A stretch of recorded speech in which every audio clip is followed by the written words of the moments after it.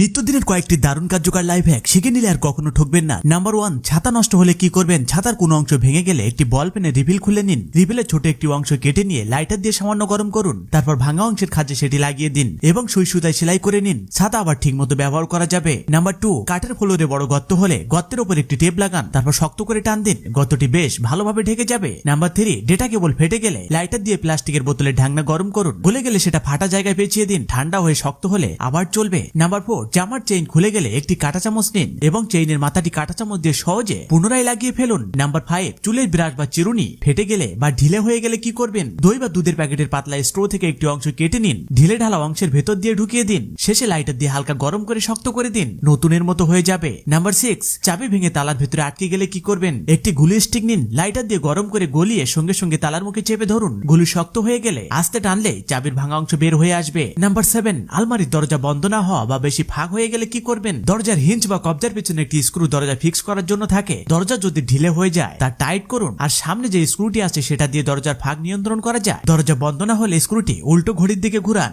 আর যদি ফাঁক বেশি হয়ে যায় স্ক্রুটি ঘড়ির কাঁটার দিকে ঘুরান, এতেই দরজা ঠিক হয়ে যাবে। সবশেষে অনুরোধ, আপনি কোথা থেকে দেখছেন সেটি কমেন্ট করে জানান এবং লাইক, সাবস্ক্রাইব ও ফলো করতে ভুলবেন না।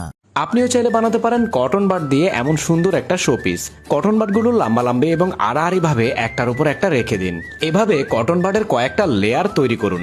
আপনি চাইলে কটন বাডের সংখ্যা বাড়িয়ে কমিয়ে এই শোপিসের সাইজটা ছোট বড় করতে পারেন। আরও চাইলে কটন বাডের তুলোগুলোতে রং পেন্সিল দিয়ে বিভিন্ন রং বেরঙের রঙিন করতে পারেন।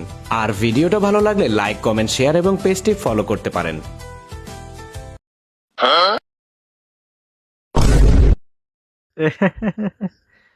বাড়া আর বলো না। বাড়া আমরা ব্যাচেলার একসাথে থাকি ম্যাচে, বুঝোই তো।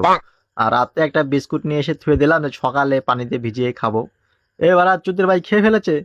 হ্যাঁ বাড়া, আর সকালে আমি কি খাবো? হ্যাঁ বাড়া, চুদির ভাইয়ের জন্য কিছু রাখা যায় না, এমন বন্ধু হলে কি হয় বাড়া?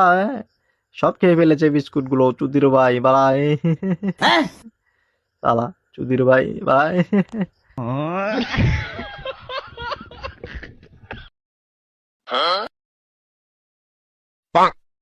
কে রে বাড়া? কোন চুদির ভাই রে? হ্যাঁ বাড়া, বাড়া চুদির ভাই কে? দরজাটা খুললি বলতো? হ্যাঁ আমরা দুই বন্ধু সে অনেকক্ষণ থেকে খেলছিলাম, বাড়া তুমি এসে দরজা করে ঝামেলা করে দিলি চুদির ভাই।